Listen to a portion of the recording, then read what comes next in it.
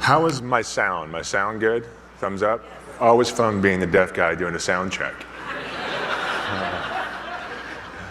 I'm going to walk you through a little bit of my story and how I became the first deaf player in NBA history. I couldn't play basketball with my hearing aids due to sweat and concussion issues.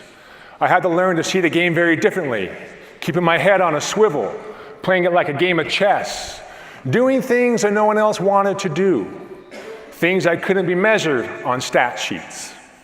We love our stats now in this day and age, and we have logicked ourselves into thinking that we can logic heart.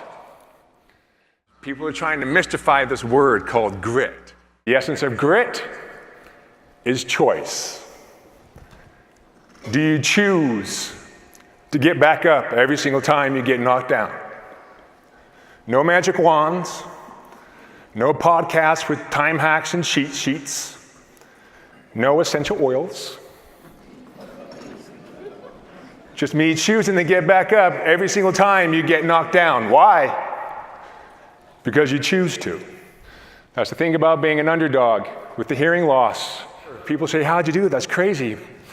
But in the fourth quarter of a loud arena, everyone's deaf. And so in the land of temporary deafness, the permanently deaf man is king. But you have to play into the fourth quarter to get that advantage. Most people stop at halftime. It's a tough racket. You can talk like a deaf person like this, and everyone thinks you're an idiot. Or you can talk like this, and everyone thinks you're an ass when you don't respond to them. You can't win. And so by default, I was the only big man, and I hadn't played in 6 straight weeks. And coach is totally freaked out. We're in Bismarck, North Dakota, first game on the road as a starting center. But I'm already in a good mood because on the road meant $30 a day per diem, right? Like, I might go buy a $5 footlong from Subway today. Feeling pretty like a big spender, you know what I'm saying? Make it rain. You with the Arizona shirt. How many coaches in my 10 years do you think I ever had truly apologize? 10 years of professional basketball. None! Close guess, 1. Do you think that made me think he was weak? No. I would have, and I still would, run through a brick wall for that man. How willing are you to fail? How willing are you to step outside your comfort zones? Get knocked down time and time and time again. I have failed so many times it would blow your mind. But choosing to get back up every single time. Why? Because I choose to.